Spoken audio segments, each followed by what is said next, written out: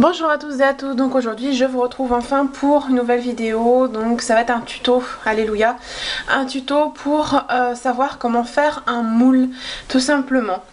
Vous pouvez utiliser de la pâte comme celle-ci qui est donc la Siligum de GDO. Donc c'est une pâte à moule hein, basique. Ça coûte assez cher quand même hein, je crois que celle-là je l'avais payée 14-15 euros à BHV. Vous en trouvez à Cultura également, et vous en avez aussi dans des gros pots. Donc ça après c'est enfin des gros pots, des plus grands contenants, mais c'est plus cher. Bon après chacun fait comme il veut. Si vous faites beaucoup de moules, pourquoi pas. Moi j'en fais vraiment très peu, soit je les achète, soit je fais tout à la main. Donc voilà.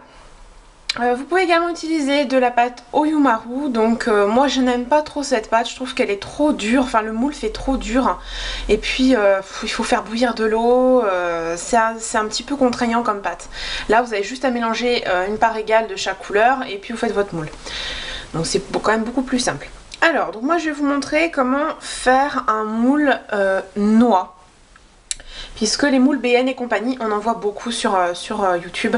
Et je voulais vous montrer un moule un petit peu qui sort de l'ordinaire, qu'on n'en voit pas beaucoup, ou que des fois on n'en trouve pas à l'achat.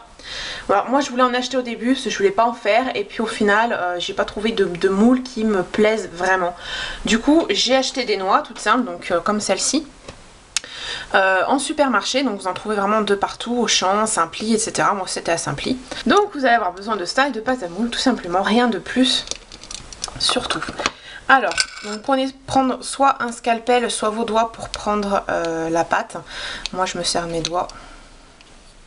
Alors, il vaut mieux avoir trop de pâte que pas assez. Mettez-vous sur un support de type carrelage ou plastique, feuille plastifiée, pour celles qui ont repris les cours.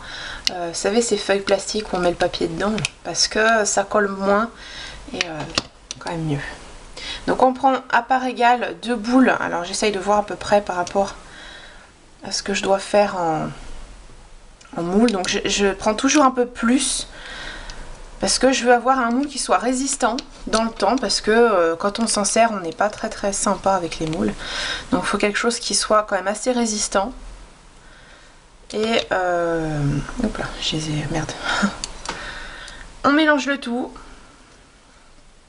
Donc faut aller assez vite sans se dépêcher trop, hein. Ça prend quand même un petit moment pour que ça prenne. Et pour avoir une couleur vraiment uniforme, c'est-à-dire qu'on ne doit plus voir de marbrure, vous voyez ça, on ne doit plus y voir. Ça doit vraiment être tout, j'espère que vous voyez bien. Ça doit vraiment être tout, je vais zoomer un tout petit peu. On doit vraiment avoir une couleur uniforme.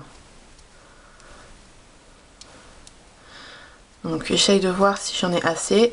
Je pense que oui. Donc vous faites une boule. Ouais. Vous faites une boule et vous allez mettre votre noix dedans. Donc moi je l'étale un tout petit peu. Voilà. Et je plonge la noix.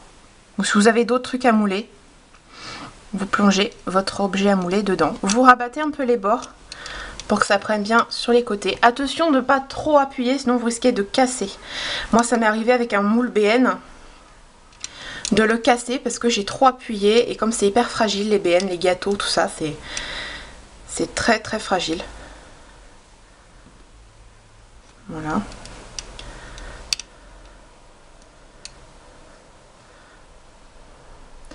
Voilà, donc pour moi ça a l'air d'être pas mal. Faut bien regarder que tous les contours sont bien ancrés dans la pâte. Alors sachez que si vous laissez votre pâte à l'air pendant que vous faites votre moule, ça va pas sécher. Parce que tout simplement, elle n'est pas mélangée ensemble, donc ça va pas sécher. Bien sûr, il faut quand même la conserver fermée, on est d'accord. Mais voilà, pendant que vous faites votre moule, vous pouvez très bien laisser ouvert vos pots, il n'y a pas de souci. Voilà, donc on va laisser sécher, ça sèche très rapidement. Donc moi je vous retrouve après, une fois que le moule est sec. Donc me voici après séchage du moule. Donc comment savoir si son moule est sec? Alors ça prend déjà, c'est assez rapide hein. Je pense que j'ai dû vous laisser peut-être 2 minutes, même pas. Donc en fait ça dure vraiment très peu de temps. Enfin en tout cas pour ces moules là, il faut compter de 2 minutes pour que ce soit sec. au niveau du tour. Après à cœur, c'est-à-dire quand on va enlever la noix, il est possible que ce soit pas très sec encore, donc vous laissez sécher votre moule, on va dire 5-10 minutes une fois que vous avez enlevé votre objet à l'intérieur. Voilà, parce que c'est vrai qu'à l'intérieur ça a un peu plus de mal à sécher, c'est normal. Donc comment savoir si c'est sec? Donc en fait vous allez planter votre ongle dedans. Alors je sais pas si vous allez bien voir, déjà je vais le décoller. Donc pour le décoller, ça se décolle pas comme ça. Je fais glisser jusqu'au bout de mon carrelage. Hop. Donc pour savoir si c'est sec, j'espère que vous allez bien voir. On va planter, bon moi j'ai des grands ongles, hein, mais vous plantez votre ongle ou un objet, votre scalpel dedans. Enfin pas trop plongeant non plus. Et si vous voyez, je sais pas si vous allez voir, mais il n'y a pas de... mon ongle ne laisse pas de marque. Ça revient très vite. Donc ça veut dire que mon moule est sec. Donc je vais pouvoir démouler. Donc pour démouler, c'est très simple. Je pousse. Vous voyez que ma noix se démoule toute seule. Donc on fait ça quand même doucement. Et voilà mon moule noix. Donc j'ai quand même été, je sais pas si vous allez voir, mais j'ai tellement appuyé qu'au fond c'est un peu fragile. Donc ce que je vais faire, quand vous avez ce genre de cas, je vous explique comment on peut faire. Vous reprenez votre pâte, donc vous en prenez très peu de chaque. Je vais essayer de bien me caler. Vous en prenez un petit bout de chaque. Alors, je suis en train de voir que je prenne bien la même quantité.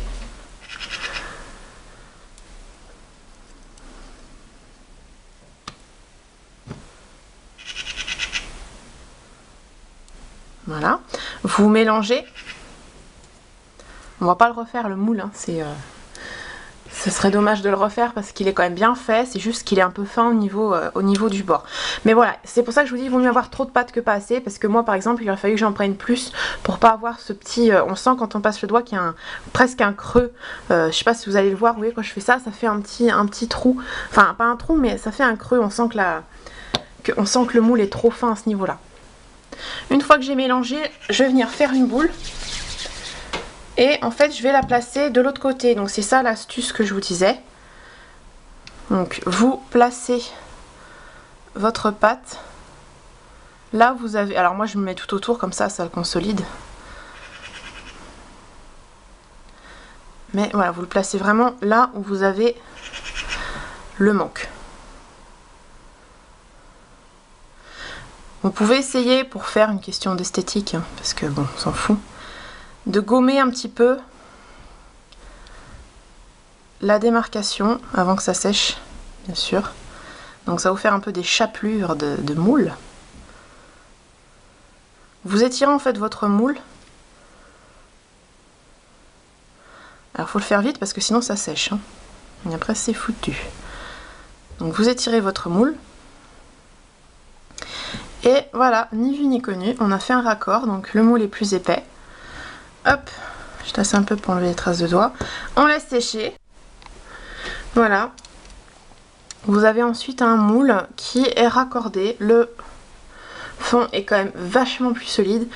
Et on ne voit pas le rajout. Bon là c'est les petits bouts de... Voilà, des fois on peut y voir parce que j'ai eu du mal vu que ça séchait vite. Mais globalement, on ne voit pas que j'ai fait un rajout en fait. Voilà. À moi, je vous dis n'hésitez pas à commenter, à partager la vidéo et à aimer. Et je vous fais de gros bisous et je vous dis à la prochaine.